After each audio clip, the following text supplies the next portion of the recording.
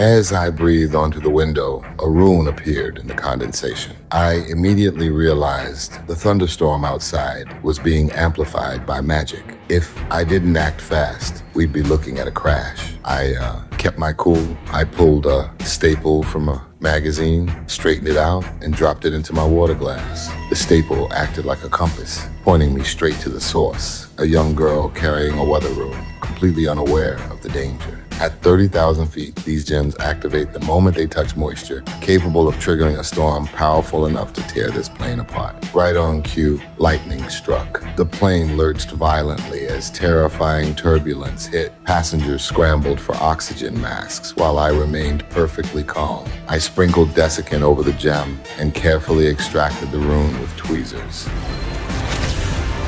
With the rune neutralized, clear skies appeared outside in an instant. The plane was safe.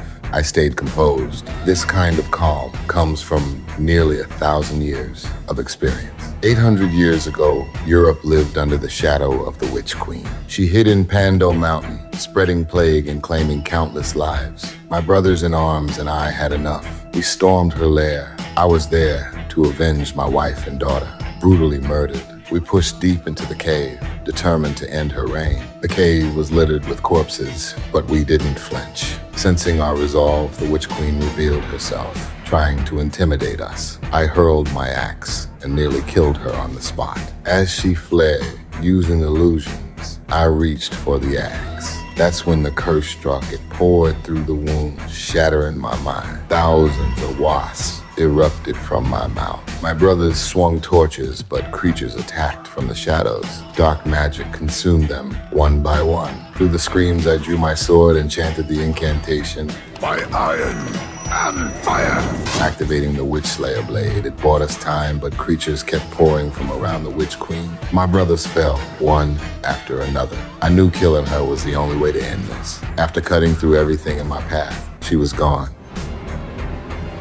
I ventured deeper into the cave, flame sword raised high, only to find my daughter's toy lying on the ground. As I bent to pick it up, I heard her voice calling to me. Father, I missed you. Not real.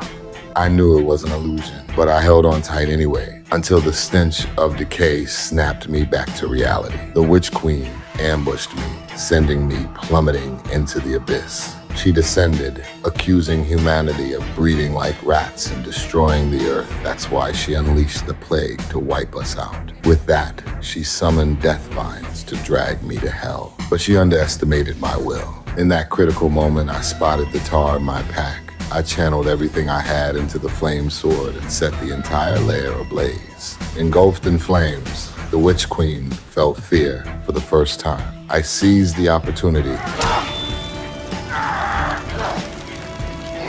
Using my strength advantage, I pinned her to a tree and raised the Witch Devourer sword to finish her off. But she had seen it in my eyes all along. I wanted to die. She wouldn't give me that satisfaction. With her dying breath, she cursed me with immortality, condemning me to carry the pain of losing my family forever. After Pando Mountain fell, witches and humans signed a ceasefire, ending centuries of war. Witches were allowed to integrate into human society, but magic was strictly forbidden. But the truce was fragile.